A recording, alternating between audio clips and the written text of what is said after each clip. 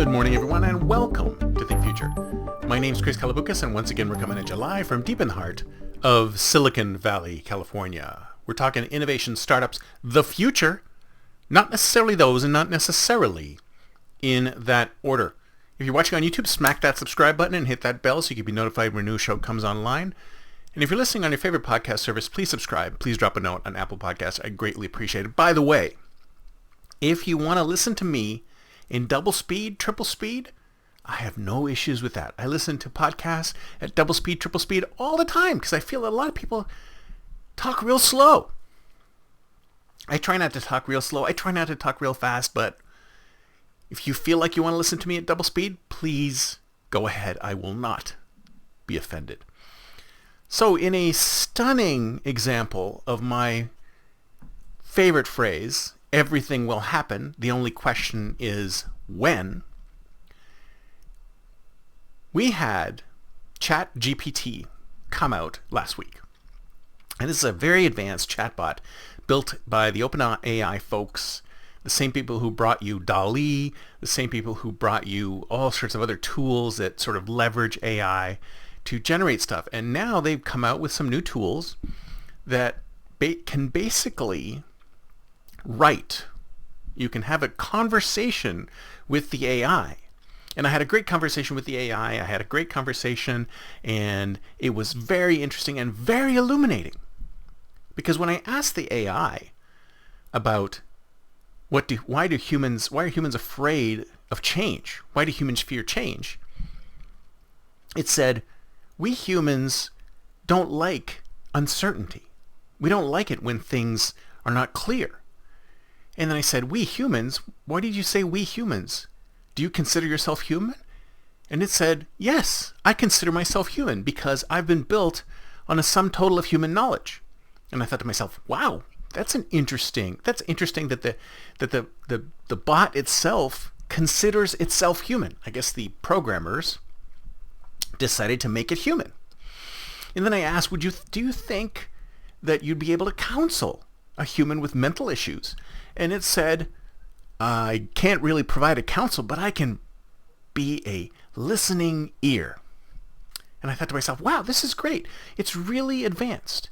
And the reason why I say this is an example of everything is going to happen, the only question is when, is that, I don't know, maybe it's a few weeks ago, maybe a month ago, I said I talked about AI versus AI in content marketing. And if you think about content marketing, the whole point of content marketing is to spit out article after article after article after article with enough keywords to get a search engine to put you at the top of the search results so that people can find you and they can come to your website and buy your product without you having to spend tons of money on ads. And that's the point of content marketing. Well, there's other things to it, like reputation building and stuff like that, but typically content marketing is trying to draw people to your site based on content that you've created, right? And if you think about it, the content that's being created by human beings, we create tons of content to try and grab the attention of the search engines. Sure, we try to grab attention of humans as well, but that's secondary to grabbing the attention of search engines, because if the search engines don't grab your attention, if the article isn't grabbed by the search engine, then a human being is never going to see it. If Google doesn't rank it high enough, human beings are not going to go down into the depths of the search results to find this thing. No. God forbid they do that. God forbid where the good stuff is, they're going to go down there. So people write stuff to try and get high up on Google.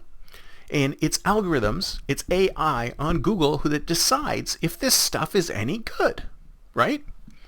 Now we have ChatGPT-3, and we have all sorts of other tools by OpenAI, which can actually generate content similar to what the content marketers are creating. So instead of you having to hire a content marketer to create content that the AIs at Google will be able to read, you can hire or you can buy GPT-3 and have it generate keyword-heavy content that the AI can read. So we've reached the moment that I predicted a few months ago, in that AI is now generating content for AI to look at. We've removed the human from the equation completely. And hopefully, there's a human at the end of this thing actually seeing something on Google and going, hey, that looks interesting. Perhaps I'll click through to this article and maybe I might think about engaging this company. Look at the system that we've created here, folks.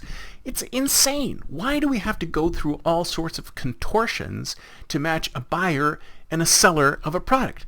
If you think about it, we know so much about everyone's desires and everyone's needs and everyone's lives and everybody's preferences and where they are at in their life.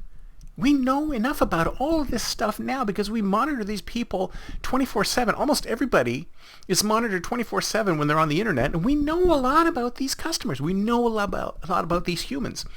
You'd think that with all of this knowledge, that we'd be able to come up with some kind of system that would do a better job of meeting supply and demand than me going to Google and saying, I'm interested in buying a car. You'd think that there'd be a better way of doing that.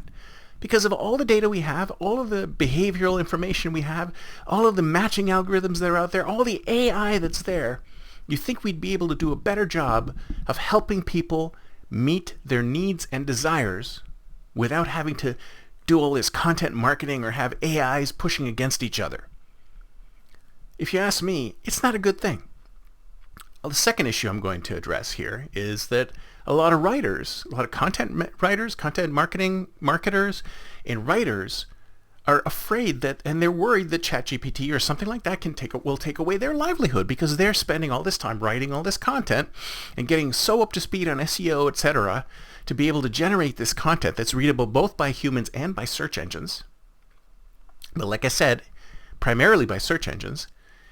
They're worried that they're going to lose their jobs based on that. Well, maybe that's a good thing. Maybe you can go off and write something more creative, more interesting, something that doesn't appeal to the search engines, but appeals to other human beings. I mean, that's what we always used to do. We always used to write things that appeal to other human beings, not search engines. But unfortunately, we live in a world today where we have to appeal to the search engine. Otherwise, we're never even going to be seen. It's a sad day when we're in a place like that.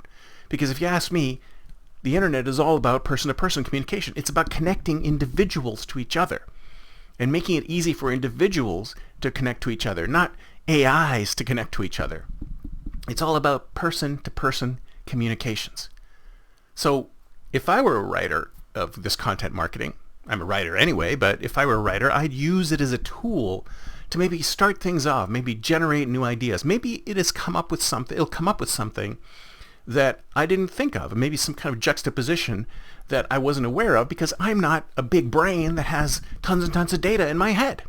Maybe I'll write a short description of what I want it to write, and then it'll spit something out, and I'll go, hey, that's interesting. That's triggered me to another thought, and I can use this as a starting point to write more myself.